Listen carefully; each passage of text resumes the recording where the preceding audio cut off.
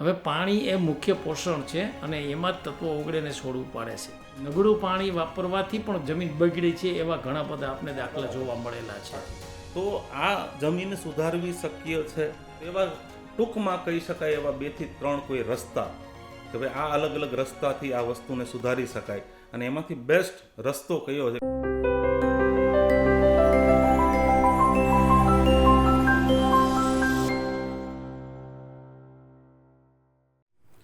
નમસ્કાર ખેડૂત મિત્રો, હું Nayan Godhviya, biotechnologist, Nanobee bio innovations private limited વતી રીએગ્રીની આ યુટ્યુબ ચેનલમાં આપ સૌનું ફરીથી હાર્દિક સ્વાગત કરું છું. આજનો આ દિવસ કંઈક અલગ છે અને આજના આ આધુનિક ખેતીના યુગમાં નેનોબી બાયો ઇનોવેશન્સ પ્રાઇવેટ લિમિટેડ સૌ પ્રથમવાર પોડકાસ્ટ સિરીઝ ચાલુ કરવા જઈ રહી છે, જે આજના ડિજિટલ યુગમાં ખૂબ જ એક મહત્ત્વની સાબિત થઈ શકે એમ છે ખેડૂતો માટે.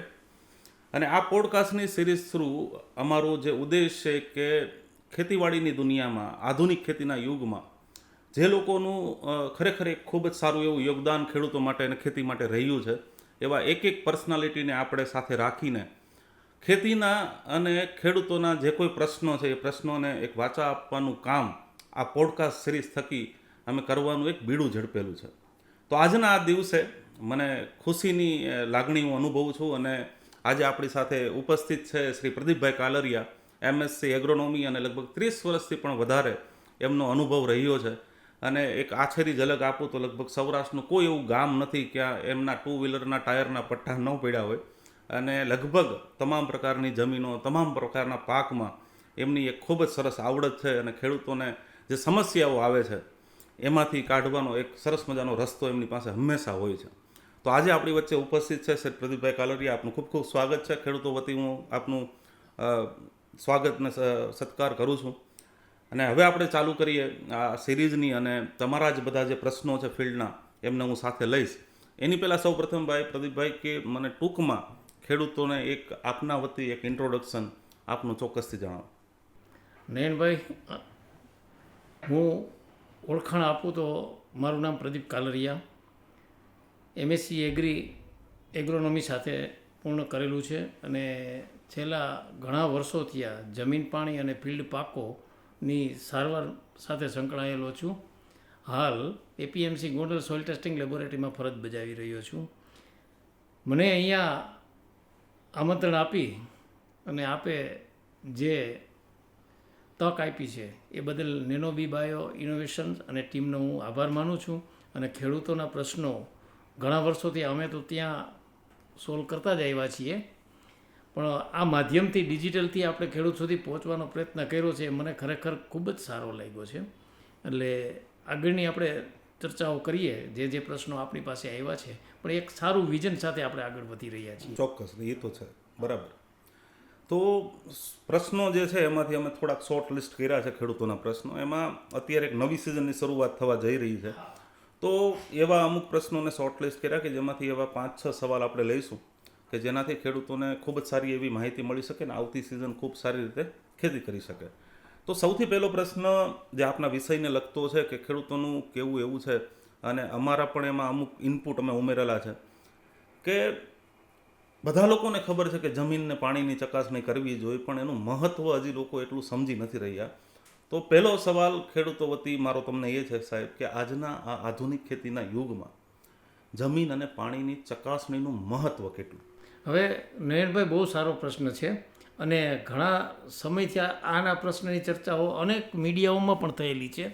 હવે જમીન ચકાસણી એટલે કે પાણી ચકાસણી એટલે એનો અર્થ એવો થાય કે જમીન કે પાણીની ગુણવત્તા વિશે જાણકારી લેવી. હવે સિમ્પલ વાત કરું તો દરેક પાકને અલગ અલગ તત્વોની જરૂરિયાત હોય છે, સાથે સાથે અલગ માત્રામાં તત્વોની જરૂરિયાત હોય છે. દાખલા તરીકે ધાન્ય પાકો હોય તો એને નાઇટ્રોજનની વધારે જરૂરિયાત હોય, કઠોળ પાકો હોય, પલ્સીસ હોય તો એને ફોસ્ફરસની વધારે જરૂર હોય. સાથે સાથે દરેક પાકોની રોગ પ્રતિકારક શક્તિ અને ગુણવત્તાભર ઉત્પાદન લેવા માટે પોટાશની જરૂરિયાત હોય છે. હવે જમીન ચકાસણી એટલે ટૂંકમાં એવું કહી શકાય કે જમીનમાં કેટલા તત્વો અત્યારે પડ્યા છે અને હવે પાક લેવા માટે કેટલા તત્વો આપણે ખાતરરૂપી જમીનમાં ઉમેરવા.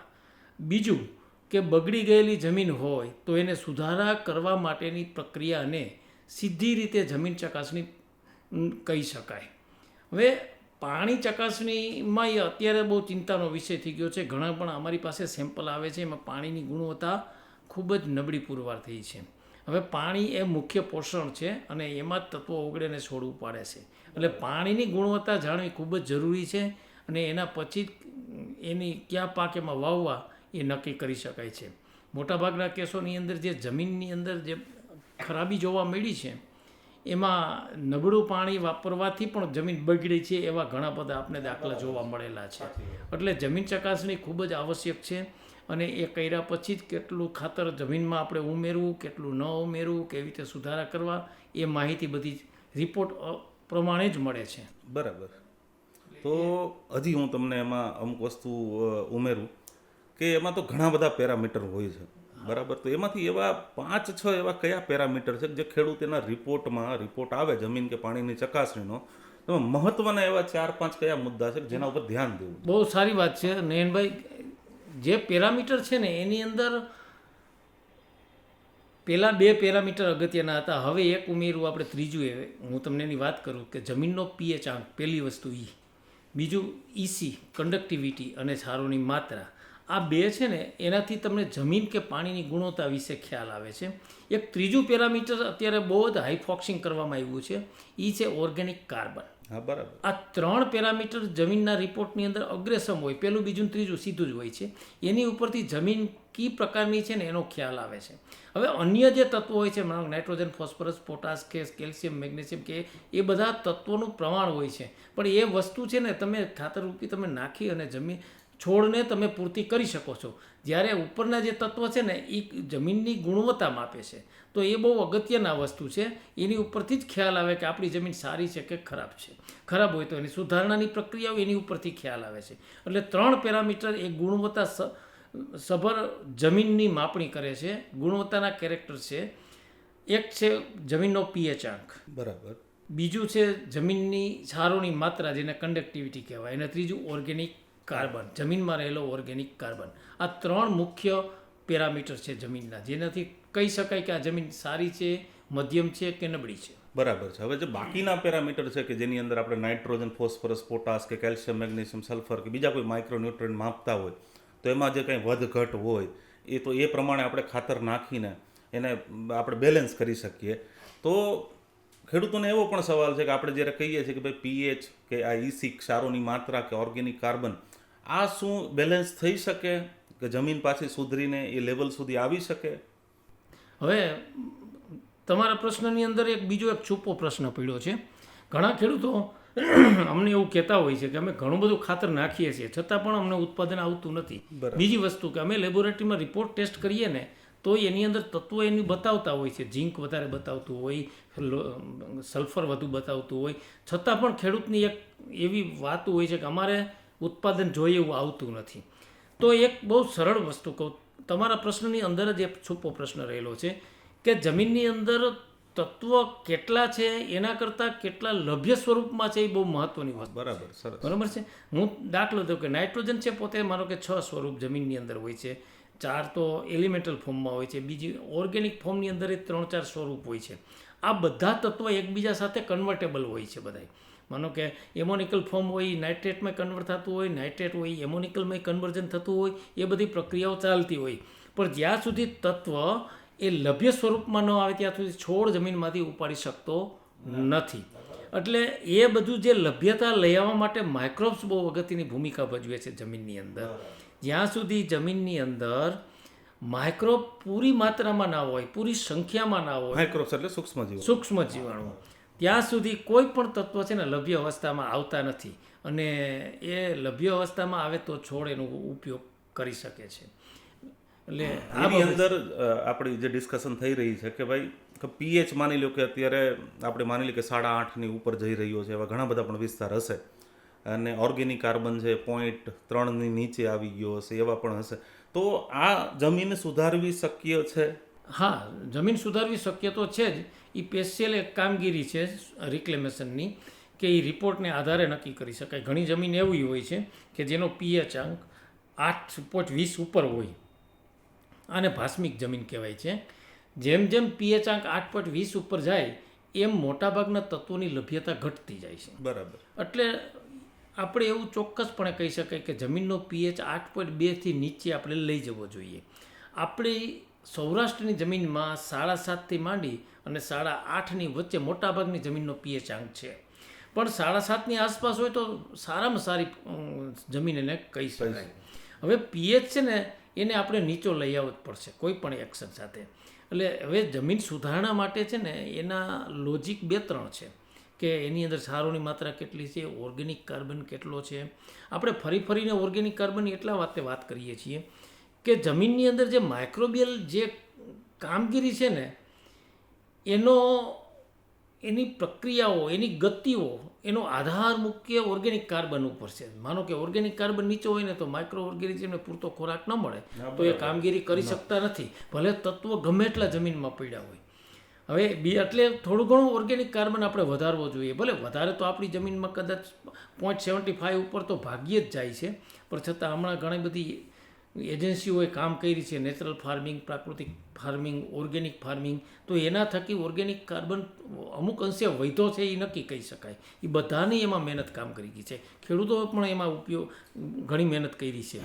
તો પીએચ અને ઓર્ગેનિક કાર્બન, પીએચને આપણે નીચો લાવવાની વાત છે ને ઓર્ગેનિક કાર્બનને ઉપર લઈ જવાની વાત છે.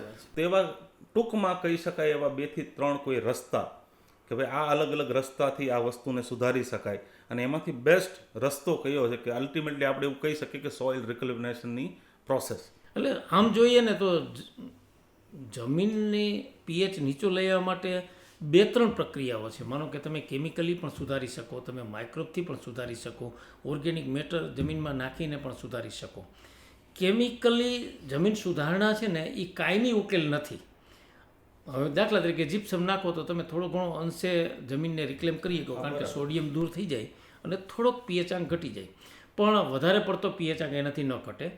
પણ કેમિકલી સારવારમાં તકલીફ એ છે કે જેમ જેમ સમય જાય એમ કેમિકલની પાવર ઓછો થાય એટલે રિક્લેમેશન પ્રક્રિયા આપમેળે બંધ થઈ જાય છે. હવે જ્યારે ઓર્ગેનિક મેટર તમે જમીનમાં ઉમેરો તો ઓર્ગેનિક મેટરથી ઓર્ગેનિક એસિડ છૂટવું પડે અને પીએચ આંક નીચો આવે. અને સાથે સાથે ઓર્ગેનિક મેટર જમીનમાં જાય તો માઇક્રોબિયલ પોપ્યુલેશન પણ વધે, સૂક્ષ્મ જીવાણુની સંખ્યા પણ વધે. એ જેમ જેમ વધતી જાય ને એમ સમયાંતરે એનો પાવર વધતો જાય. એટલે તમે સમજો કે રિક્લેમેશનની પ્રોસિજર જેમ સમય જાય એમ ફાસ્ટ થતી જાય. હું આ પ્રક્રિયાને વધારે પસંદ કરું છું. ખેડૂતોને હું આ જ શીખવાડું છું કે ભાઈ ઓર્ગેનિક મેટર વધારો અને જમીનને સુધારો. આ એક જ આપણી પાસે અત્યારે રસ્તો રહ્યો છે. બરાબર. એટલે એ વધારે સારો રસ્તો, વધારે સારામાં સારો રસ્તો એ છે કે જેમ જેમ ને પાછું માઇક્રો ઓર્ગેનિઝમ જમીનમાં ઉમેરવાથી 2-3 બીજાય ફાયદા છે. તત્વોની લભ્યતાય વધે, જમીને સુધારે ને આ બધી પ્રક્રિયાઓ છે. બરાબર. તો આ જે અત્યારે મુદ્દાઓ ઉપર આપણે વાત કરી કે જમીન કે પાણીની ચકાસણીમાં અમુક પેરામીટર કે જેના ઉપર આપણે ધ્યાન રાખવું જોઈએ, એમાં ખાસ કરીને પીએચ કે ઈસી કે ઓર્ગેનિક કાર્બન અને તત્વોની તો તમે શરૂઆતમાં ઘણી બધી વાત કરી. તો એ તો ચોક્કસ થઈ ગયું કે એક સારી જગ્યાએથી આપણે જમીન કે પાણીની ચકાસણીનો રિપોર્ટ કરાવવો જ જોઈએ અને એને જો ન સમજાય તો તજજ્ઞો પાસે બેસીને સમજવો જોઈએ ને એ પ્રમાણે પાયાના ખાતરથી શરૂઆત કરવી જોઈએ. હવે એનાથી આગળ એક આપણે વિષય ઉપર આવીએ અલગથી કે આજ સુધી જે ગ્રીન રિવોલ્યુશનની શરૂઆત થઈ અને અત્યારે પણ આ ચાલી રહ્યું છે ને એ પ્રમાણે આપણે આ બધી વસ્તુને થોડુંક ધ્યાન ન આપ્યું ને એના લીધે થોડુંક આડેધડ રસાયણનો ઉપયોગ વધુ પડતો આપણે કર્યો છે. જે કરવાની જરૂર હતી એની કરતાં પણ એક ઉત્પાદનની લાઈમાં ખેડૂત મિત્રોએ અને આપણા બધાની ક્યાંક ભૂલ રહી હશે એમાં. તો એનાથી જે વધુ પડતો રસાયણનો ઉપયોગ થયો છે ને એનાથી જે જમીન અત્યારે બગડી છે. તો એવું લાગે છે કે ટૂંક સમયમાં એવી કોઈ પ્રક્રિયા કે એવી કોઈ પ્રોસેસ કે એવું તો આપણે શું કરી શકીએ કે જેનાથી જમીન સુધારણા તરફ પાછા ફરીવાર જઈ શકીએ? તમારી વાત બહુ સરસ છે. મુદ્દો એવો છે કે કેમિકલના વપરાશથી જમીન બગડી છે અને બગડી કઈ રીતે? અમને ખેડૂતોએ આ પ્રશ્ન પૂછે છે કેવી રીતે. તો એનો હાવ સિમ્પલ વસ્તુ દઉં કે આપણે કોઈ રાસાયણિક ખાતર નાખતા હોય તો એની અંદર તત્વ ઉપરાંતનું બીજું ઇનર મટીરિયલ હોય છે જે મિનરલમાંથી આવતું હોય છે. એ સતત વપરાશને કારણે જમીનની અંદર રહેલા છિદ્રો, જે મોટા છિદ્રો અને નાના છિદ્રો, આ ધીમે ધીમે બંધ થતા જાય એમ જમીનની છિદ્રતા ઘટતી જાય. છિદ્રતા ઘટે એટલે ઘણા પ્રશ્નો ઉપસ્થિત થાય. સૂક્ષ્મ જીવાણુઓની એક્ટિવિટી પણ બંધ થઈ જાય, પાણી ગ્રાહ્ય શક્તિ પણ બંધ થઈ જાય. જે આપણે વાપસા કન્ડિશન જોતી હોય, છોડને ઉપયોગી જમીનની કન્ડિશન એટલે વાપસા કન્ડિશન, ખેડૂતો એને વરાપ કહે છે. તો આ કન્ડિશન આપણે મેળવી ન શકીએ. એની સીધી અસર પ્લાન્ટની તંદુરસ્તી ઉપર થાય છે, છોડની તંદુરસ્તી ઉપર થાય છે. એટલે વિવેકપૂર્ણ ઉપયોગ કરવો જોઈએ, એ ભલામણ તો બધાની છે. સાથે સાથે માત્ર રાસાયણિક ખાતર જ નાખવું જરૂરી નથી, સાથે સાથે ઓર્ગેનિક મેટરની પણ એટલી જ ભલામણ છે. આપણે તમે રિપોર્ટમાં જોજો કે દરેકની અંદર લખ્યું હશે કે ભાઈ 2 ગાડા કે 2 ટન દેશી ખાતર તમારે નાખવું અને સાથે સાથે તમારે રાસાયણિક ખાતર નાખવું. એટલે બેય ભેગું છે. એટલે મતલબ સંકલિત ઉપયોગ. હા, સંકલિત ઉપયોગ છે. માત્ર તમે કોઈ એક જ વસ્તુથી તમે ઉત્પાદન વધુ મેળવી ન શકો. બેની સાથે સાથે તમારે ભલામણ, આપણી બધી ભલામણમાં એ જ છે બધી વસ્તુ. તો આ રીતે તમે હેલ્થ જાળવી શકો. વધારે પડતો ઉપયોગ કેમિકલનો બધી રીતે નુકસાન કરનારો છે. માનો કે દવા આપણે છાંટતા હોય તો દવા છોડ ઉપર છાંટીએ છીએ તો 50% તો જમીન ઉપર પડે છે. અલ્ટિમેટલી જમીનને વધારે નુકસાન થાય. માનો કે એન્ટીબાયોટિક આપણે છોડ ઉપર છાંટીએ છીએ તો 50% એન્ટીબાયોટિક તો જમીન ઉપર પડે છે. તો જમીનની અંદર તો અસંખ્ય માઇક્રો ઓર્ગેનિઝમ છે, બેક્ટેરિયા ખાસ કરીને. તો એ બેક્ટેરિયાને એન્ટીબાયોટિકની અસર તો થવાની જ છે. બરાબર છે. બીજું, ઘણા કેમિકલો પાણી સાથે આપે છે. બરાબર છે. ફૂગનાશકો પાણી સાથે આપે છે. હવે આ જે પાણી સાથે આપવાની પ્રક્રિયાથી જમીનના માઇક્રોબ ઉપર ખૂબ જ અસર થાય છે. એટલે વધારે પડતો કેમિકલ ન ઉપયોગ કરવો જોઈએ. વિવેકપૂર્ણ ઉપયોગ કરીએ ત્યાં સુધી કોઈ વાંધો નથી. એટલે આપણે અગાઉ ફરી વાર એ જ ઉપર કે ભાઈ જમીનની ચકાસણી કરીને ચાલીએ કે ભાઈ કેટલી જરૂરિયાત છે. આડેધડ જે વર્ષોથી ચાલતું હોય કે ભાઈ 25 કિલો વીઘે ડીએપી કે આપણે જે કંઈ નાખતા હોય, પણ એવી રીતે નહીં. પણ આપણી જમીનને અને આપણે જે પાક અત્યારે લેવા જઈ રહ્યા છીએ તો એ પ્રમાણે કેટલી જરૂરિયાત છે એ ચકાસણી ઉપરથી ખબર પડે. અલ્ટિમેટલી ખેતીની આગળની બધી વાતો છે એની શરૂઆત તો ચકાસણીથી થાય. હા, એ અમારા ચકાસણીના રિપોર્ટ ઉપરથી નાખવામાં આવે તો ઉત્પાદન મહત્તમ મળે જ છે ખેડૂતોને. એવા અસંખ્ય ખેડૂતો અમારી પાસે છે કે જે આજે દાખલા તરીકે ડીએપી અમે મગફળીમાં 12 કિલોનું કહીએ છીએ તો 12 કિલોમાં ઉત્પાદન એને જોઈએ એટલું મળે જ છે. નથી મળતું એવું નથી. ઘણા ખેડૂતો 20-25 કિલો નાખે છે, તે એટલી જરૂરિયાત નથી. બરાબર છે ને. આપણે હવે બીજો હું તમને એક એવો સવાલ આપણે લઈ લઈએ કે અત્યારે જૂન મહિનાની 14-15 તારીખની આસપાસ થયું છે, અડધો જૂન ગયો છે અને પ્રી મોન્સૂન એક્ટિવિટી અત્યારે બધી ચાલુ છે અને લોકો લગભગ બિયારણ લઈને ખરીદી કરીને બેઠા છે અને બધા હમણાં વાવણીની તૈયારીમાં હશે. તો આ નવી સિઝનની જે શરૂઆત થાય છે અને અમારી એક એવી ઈચ્છા છે કે સાહેબ અત્યારે આ પોડકાસ્ટના માધ્યમ થકી આ નવી સિઝનમાં ખેડૂતો એવી 2-4 વસ્તુ તમે કહો કે જે વસ્તુ વર્ષોથી કરતા આવે છે એમાં કંઈ સુધારાની જરૂર છે કે જેનાથી એના ઉત્પાદનમાં છેલ્લે 2-3 મણ અથવા તો એમ કહો કે 20-30% ફરક પડી શકતો હોય તો ખૂબ જ મોટું કામ થઈ શકે. તો એવી શું ટેકનિકલ બાબતો છે કે જે વાવણીથી અત્યારે એમને ધ્યાન રાખવાની જરૂર છે? એવી 2-3 બાબતો ઉપર આપણે ચર્ચા કરીએ. હવે શરૂઆતમાં તમે જુઓ ને, પહેલો મહિનો ખાસ કરીને તમે મગફળીને ઉદ્દેશીને કરો. તમે તો અત્યારે આ વર્ષે મગફળીનું વાવેતર થોડું ઘણું વિશેષ દેખાઈ આવે છે. તો પહેલા મહિનાની અંદર પુષ્કળ પ્રમાણમાં જમીનની અંદર ફૂગ ડેવલપ થતી હોય છે. ખાસ કરીને જુઓ તો મહિનો દિવસે આપણે સફેદ ફૂગ મગફળીમાં બધી આવે છે. તો થોડું એડવાન્સમાં આપણે ટ્રાયકોડરમાં નાખી દીધું હોય તો એ ફૂગ ઉપર આપણે સારું એવું પ્રભુત્વ આપણે લઈ શકીએ. બિયારણને પટ તો મારેલો જ હોય છે તો જ એ છે જ આપણી ભલામણ એ છે બિયારણના પટ મારવાની. સાથે સાથે 20-25 દિવસની આસપાસ ટ્રાયકોડરમાં નાખવું જોઈએ. પછી સુડોમોનાસની પણ બહુ સારી એવી કામગીરી છે. જમીનની અંદર રહેલા ટોક્સિક કમ્પાઉન્ડને દૂર કરે છે સુડોમોનાસ, ને એક એન્વાયરમેન્ટ ક્રિએટ કરે છે જમીનની અંદર કે જે બીજા માઇક્રોબ સારી રીતે કામ કરી શકે. એ સાથે સાથે આપણે વામ જે માઇક્રોરાઇઝા કહેવાય છે, માઇક્રોરાઇઝાનો દિવસે દિવસે ખેડૂતો પણ જાણતા થયા છે અને એના ફાયદા પણ જોવા મળે. બરાબર, ખૂબ સરસ. બરાબર છે. હવે જમીનમાં જે બધા તત્વો માઇક્રોન્યુટ્રિયન્ટ નાખ્યા હોય તો એ માઇક્રોન્યુટ્રિયન્ટ લભ્ય કરવાનું માઇક્રોરાઇઝા બહુ સારું કામ કરે છે. તો આપણે શરૂઆતના સ્ટેજમાં નાખીએ ને આ બધી તો લાંબા સમય સુધી એને ડેવલપ થવાનો તક મળી રહે છે. તો નિયર અબાઉટ 20-25 દિવસે આ બધા માઇક્રોબ જમીનમાં ઉમેરી દેવા છે. શરૂઆતનો તબક્કો ખૂબ જ ઉપયોગી. હા, એક મહિનો છે ને દરેક પાકો માટે ખૂબ જ ઉપયોગી છે. માઇક્રોબ તમે છેલ્લી અવસ્થામાં નાખો તો ડેવલપ થવા માટેનો એને કદાચ તકો નાય મળે ને. અત્યારે તો વાતાવરણ ભેજવાળું હોય, જમીનમાં ભેજ હોય, આ બધું એને અનુકૂળ સંજોગોમાં આવી જાય એટલે માઇક્રોબને ડેવલપ થવા માટેનો પૂરો સમય મળે છે. હવે બીજી વસ્તુ એ છે કે તમારા જે પેકેજ ઓફ પ્રેક્ટિસિસ જે પીઓપી કે પાકોના શેડ્યુલ તમે બનાવો છો અને લગભગ લાખો ખેડૂતો એને અનુસરે છે. એમાં ઘણી વખત ખેડૂતોના એક એવા પ્રશ્ન હોય છે કે સાહેબ તમે આજે ખાતર લખ્યું છે ને પાછું કાલે કે સાંજના ટાઈમે બીજા દિવસે તમે પાછું બેક્ટેરિયાની ભલામણ કરો છો તો એ મરી ન જાય. તો આવો પ્રશ્ન અમારી પાસે ઘણી વખત આવતો હોય તો અમે કોશિશ કરતા હોય કે અમને સંતુષ્ટ એક જવાબ મળે, પણ એક આ માધ્યમ થકી એક બહોળા વર્ગને એ જવાબ મળે કે આજના આ સમયમાં ભાઈ માઇક્રોબ્સ વાપરવા છે તો એનું આ બધું વસ્તુ વિશે કેટલી વિચારવાની જરૂર છે કે એપ્લિકેશન કરી દેવી જોઈએ કે ન કરવી જોઈએ કે કેટલું ગાળો રાખવો જોઈએ, એનું તમારા વિશે નયનભાઈ બરોબર છે. અમને ઘણા ખેડૂતો પ્રશ્ન પૂછે છે આ બાબતમાં. હવે કેમિકલ ફર્ટિલાઇઝર અને માઇક્રોબ બે ભેગા કરીને આપવાની આપણી કોઈ ભલામણ નથી, પણ ભેગા ન કરાય, બને ત્યાં સુધી ન કરીએ એટલું સારું છે. એની અંદર આગળ પાછળના દિવસોમાં તમે કરી શકો છો, કોઈ પ્રોબ્લેમ નથી આવતો. અમુક બેક્ટેરિયાઓને અસર આવે છે, અમુક નથી આવતી હોતી, પણ અમે છે ને એમ કહીએ તમે નેક્સ્ટ ડે કરી નાખજો, બીજે દિવસે કરો. આજે જો ગ્રાઉન્ડની અંદર તો ખાતર નાખવાની કોઈ ભલામણ જ નથી, અન્ય પાકોની અંદર છે બધાય. તો મગફળીની અંદર તો બેફિકરથી તમે માઇક્રોબ નાખી શકો છો, કારણ કે રાસાયણિક ખાતર ટોપ ડ્રેસિંગ એટલે ઊભા પાકોમાં નાખવાની આપણી કોઈ ભલામણ છે જ નહીં અંદર.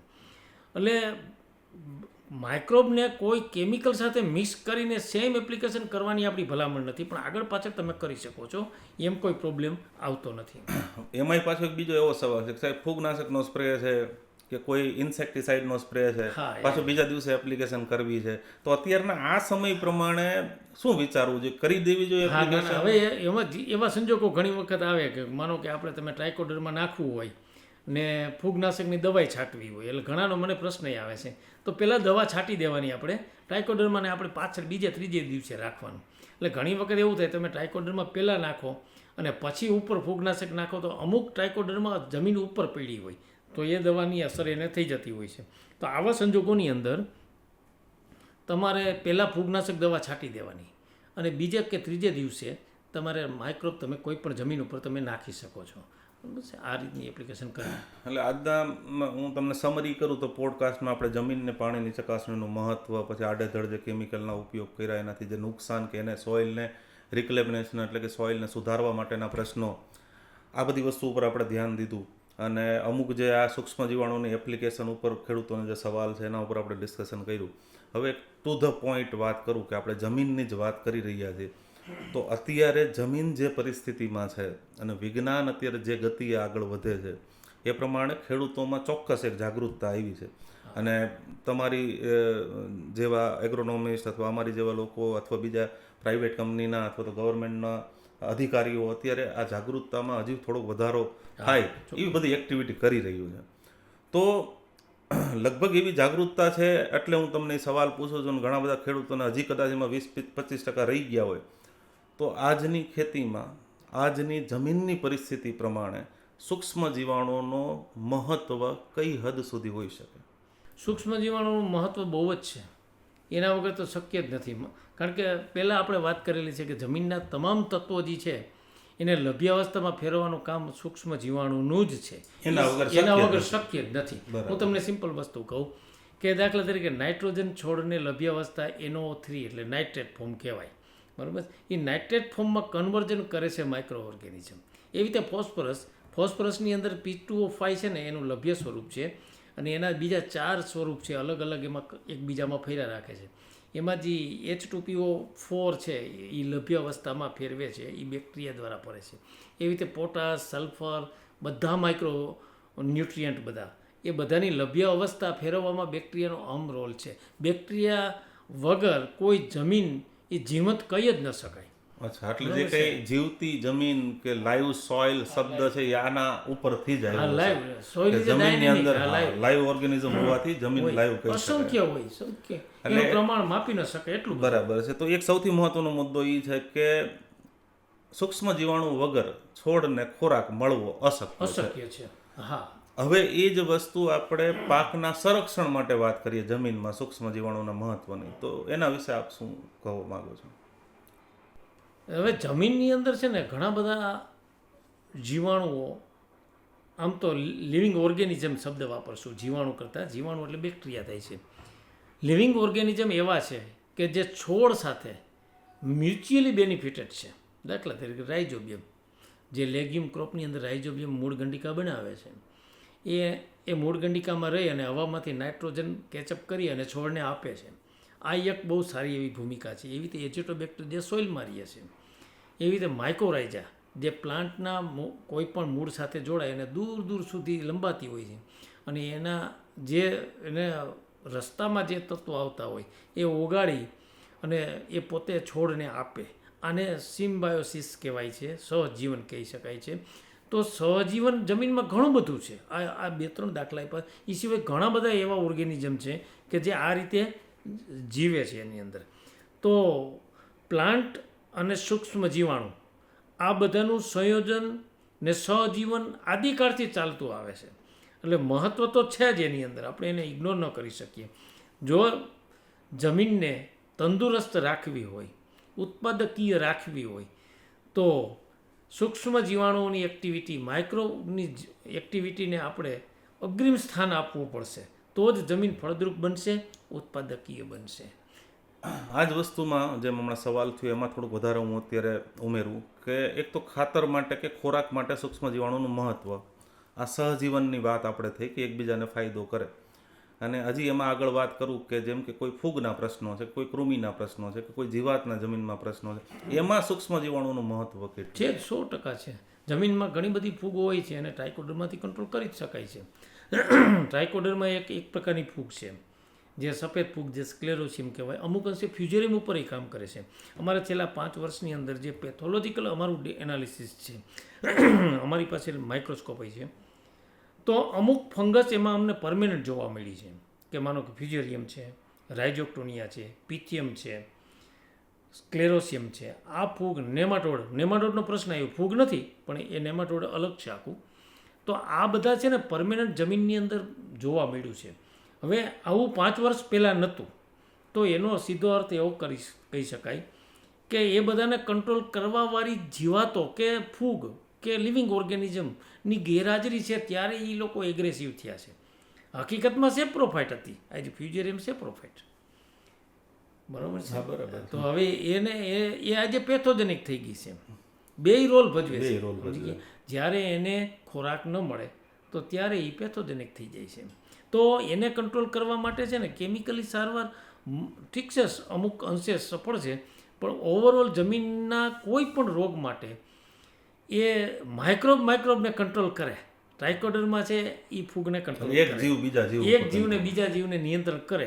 એ જ નિયમ છે ને, આખો પ્રકૃતિનો નિયમ છે. આપમેળે એ કંટ્રોલ કરી શકે એમ છે. તમે જે લેબમાં કહો છો કે પિથિયમ કે ફ્યુઝેરિયમ કે સ્લેરોસિયા કે આ બધી પ્રકારની ફૂગ કે નિમેટોડ કે અત્યારે અવારનવાર દેખાય છે, તો એની માટે એના ઉપર કામ કરતા જે કોઈ ટ્રાઇકોડર્મા કે સ્યુડોમોનાસના બેક્ટેરિયા હોય કે સમજી લો કે બેસિલોમાઇસિસ હોય કે બેસિલસ સબ્ટિલસ હોય કે બેસિલસ અમાઇલ, આ બધા બેક્ટેરિયા કે ફૂગ એવી છે કે જે ખરાબ પ્રકારના પેથોજન મતલબ ફૂગ કે જે એટેક કરે છે તો એને કંટ્રોલ કરવા માટે સક્ષમ છે. પ્લસ અમો લોકોને અથવા ખેડૂતોને પણ જ્યાં સુધી ખબર છે ત્યાં સુધી ઉપરની પણ કોઈ જીવાત કે ફૂગ કે કંઈ આવે છે તો એ બધી વસ્તુની સાયકલ તો લગભગ જમીનમાંથી જ ચાલુ થતી હોય છે.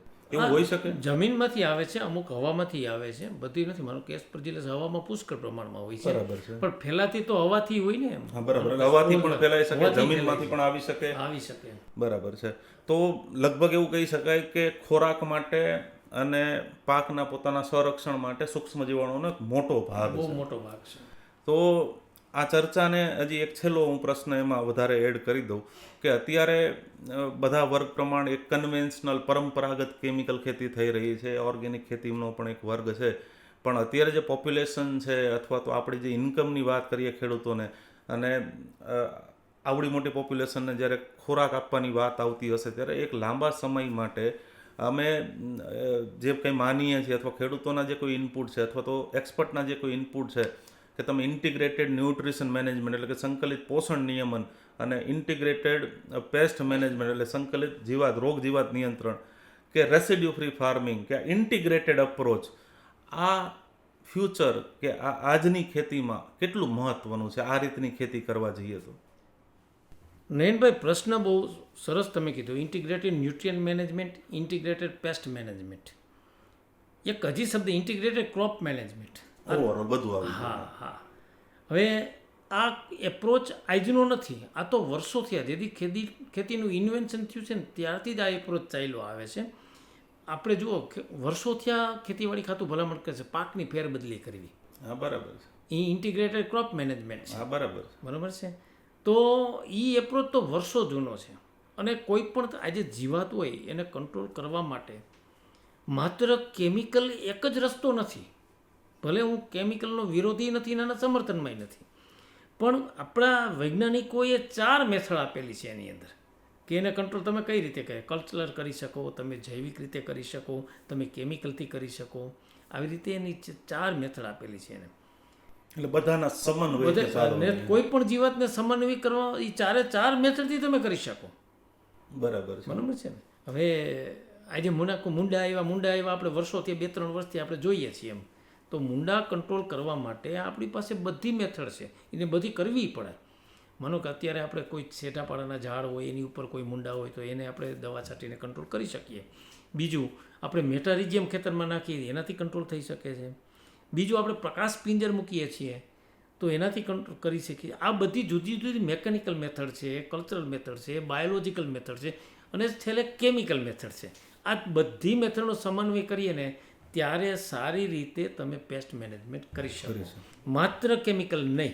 બરાબર છે. ભલે કેમિકલથી કંટ્રોલ થાય છે પણ એની સર્ટેન એક લિમિટ છે, એથી ઉપર નથી કરી શકતા આપણે. તો સારી ખેતી કરવા માટે આ બધી વસ્તુનો સમન્વય જેમ કે બાયોલોજિકલ છે કે કલ્ચરલ છે કે કેમિકલ છે કે આ બધી મેથડમાં ધ્યાન રાખીને સમય પ્રમાણે ચાલવાની વાત છે.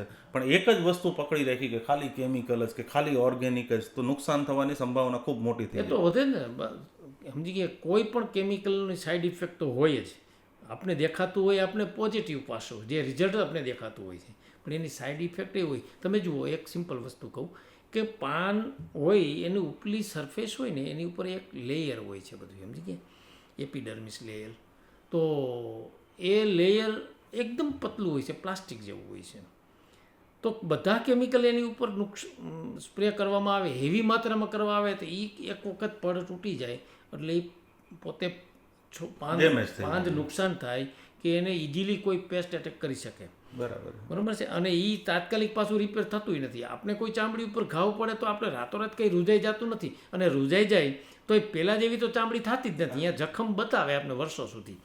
તો અમુક કેમિકલ એવા છે કે જે પાનની સરફેસ ઉપર બહુ જ મોટું નુકસાન કરે છે. હવે એ બધા પડ છે ને એને વધારે પડતી ગરમી સામે સુરક્ષા આપતા હોય છે, અલ્ટ્રાવાયોલેટ રેસ સામે સુરક્ષા આપતું હોય છે.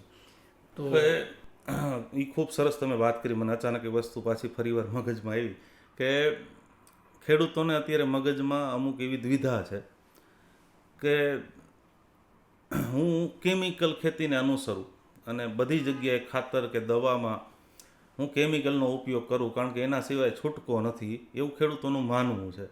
અને એક ખેડૂત વર્ગ એમ હોય કે ભાઈ હું કેમિકલ વાપરીશ જ નહીં, મારે કેમિકલ વાપરવું જ નથી, અને હું જમીનના પ્રશ્નો કે બીજા કોઈ રોગ જીવાતના પ્રશ્નો કે ખાતર માટે હું ખાલી ઓર્ગેનિક કે દેશી પદ્ધતિઓ જ અપનાવું. તો આ બે ખેડૂત એની સામે આપણે જે બીજી વાત કરી, જે તમે સલાહ સૂચન કે એડવાઇઝરી આપો છો કે બધી વસ્તુના સમન્વયથી ચાલવામાં મજા છે, તો એ ખેડૂત મિત્રોને તમે ચોક્કસથી જણાવો કે ભાઈ એક વસ્તુને પકડી રાખવા કરતાં કે સમયને અનુલક્ષીને વિજ્ઞાનનો પૂરો ઉપયોગ કરીને બધી વસ્તુની જે જરૂરિયાત છે અને જમીન કે વાતાવરણને નુકસાન ન થાય અને છોડને નુકસાન ન થાય અને આપણે વધારે ઉત્પાદન લઈ શકીએ એના માટે કઈ મેથડ બેસ્ટ હોય?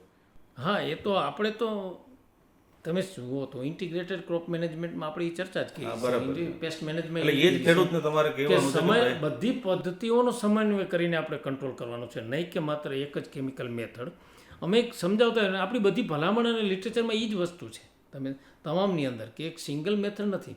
પણ એટલું વસ્તુ એક ખાસ યાદ રાખો કે એટલા કેમિકલનો ઉપયોગ ન કરીએ કે જે પર્યાવરણને નુકસાન કરે, આપણી જમીનને નુકસાન કરે, આપણું જે એગ્રીકલ્ચર પ્રોડ્યુસ છે, જે ખાદ્ય સામગ્રી છે એની અંદર એટલો ટોક્સિક લેવલ ન આવે કે જે આપણે હ્યુમન બિઈંગને પણ હેલ્થને નુકસાન કરે, ત્યાં સુધી ન આવે. એટલે એવા મોલેક્યુલ આપણે સલામત મોલેક્યુલ વાપરવા જોઈએ. ના નથી, અમુક સર્ટન લિમિટ આવે તો વાપરવા જ પડે આપણે કેમિકલ, પણ એવા ટોક્સિક કેમિકલ ન વાપરીએ.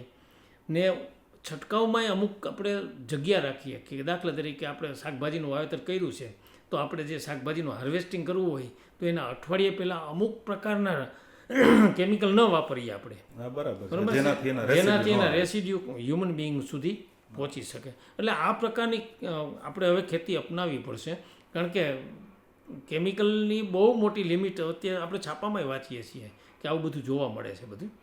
તો આ બધા સવાલોનો દોર તો સાહેબ પૂરો નહીં થાય, હા. બટ આજનો જે આપણે ટોપિકને જે સેન્ટરમાં રાખીને વાત કરવાની હતી કે ભાઈ જમીન કે પાણીની ચકાસણીનું મહત્ત્વ, અને ત્યારબાદ આ બધા જે ટોપિક આપણે લીધા કે ભાઈ કઈ મેથડ વધારે બેસ્ટ રહે, અથવા તો સૂક્ષ્મ જીવાણુનું જમીનમાં મહત્ત્વ કેટલું, કે ભાઈ પીએચ કે ઈસી કે એને કંટ્રોલ કરવા અથવા બેલેન્સ કરવા શું કરી શકાય, આ બધા રસસભર મુદ્દાઓ હતા. હા. અને આપણે લગભગ ઘણી બધી એના ઉપર ચર્ચા કરી. તો હું એવી આશા રાખું છું કે આપના આ પોડકાસ્ટના માધ્યમથી આપની ઉપસ્થિતિથી ખેડૂતોના લગભગ ઘણા બધા સવાલો આમાં હલ થયા હશે. અને હજુ પણ જો ખેડૂત મિત્રો એવા કોઈ સવાલ રહી ગયા હોય તો ચોક્કસથી તમે તારે કમેન્ટમાં તમે જણાવજો, અને એનો હેલ્પલાઇન નંબર પણ હશે, હું પ્રદીપ સાહેબ સુધી એ સવાલો પહોંચાડી દઈશ અને તમને કોઈના કોઈ માધ્યમથી એમના જવાબ પણ મળી જશે. તો આ એક પહેલા પોડકાસ્ટની શરૂઆત હતી, અને પ્રદીપ સાહેબ આપણી વચ્ચે ઉપસ્થિત હતા, અને લગભગ સોઇલ અને પાણીની ચકાસણીના, માટીને પાણીની ચકાસણીના ખૂબ સારા એવા નિષ્ણાંત છે. અને બીજું એ પણ જણાવી દઉં કે હજુ પણ જો કોઈ ખેડૂત મિત્રો બાકી રહી ગયા હોય તો સાહેબે જેમ કીધું એમ ગોંડલ એપીએમસી અથવા તો રાજકોટ એપીએમસીમાં તમે ચોક્કસથી એમને સેમ્પલ મોકલાવજો. એમનો કોન્ટેક્ટ ડિટેલને હું તમને નીચે ડિસ્ક્રિપ્શનમાં આપી દઈશ. અને કોઈ આળસ નહીં કરતા, આ જમીનને પાણી ચકાસણી ખૂબ જ મહત્ત્વનું છે, એનાથી જ આગળની બધી વસ્તુ આપણી ક્લિયર થશે. તો આજે ઘણી ચર્ચા થઈ, એમાંથી હું આશા રાખું કે તમે લોકોને ઘણું બધું એમાંથી જ્ઞાન મળ્યું હશે. અને છેલ્લે એક ચોક્કસથી આજીજી કરું કે નેનોબી બાયો ઇનોવેશન્સ હંમેશા તમારા માટે કંઈક ને કંઈક, ખેડૂત મિત્રો માટે કંઈક ને કંઈક નવું પીરસવાની અમારી એક અંદરથી ઘેલછા છે, અને એના ઉપર અમે કામ કરતા જ રહીશું. તો આજ સુધી આ ચેનલને જો સબસ્ક્રાઈબ ન કરી હોય તો ચોક્કસથી ખેડૂત મિત્રો આ ચેનલને સબસ્ક્રાઈબ કરજો અને બેલ આઇકન ઉપર ક્લિક કરજો. અને આપના મિત્ર મંડળમાં આ પોડકાસ્ટની સિરીઝને અથવા તો આપણી નોલેજ સિરીઝને તમે ફોરવર્ડ કરતા રહેજો. અને આવતા એક નવા ટોપિક સાથે, એક નવા નિષ્ણાંત સાથે આપણે ફરીથી મળીશું અને આ પોડકાસ્ટની સિરીઝને આગળ વધારીશું. ત્યાં સુધી ફરીથી આપણે એકવાર પ્રદીપભાઈનો ખૂબ ખૂબ આભાર માનીએ કે ખેડૂતોના પ્રશ્નોને આપણે વાચા આપી, અને ફરીથી મળીશું. ત્યાં સુધી જય હિન્દ, જય ભારત. નમસ્કાર.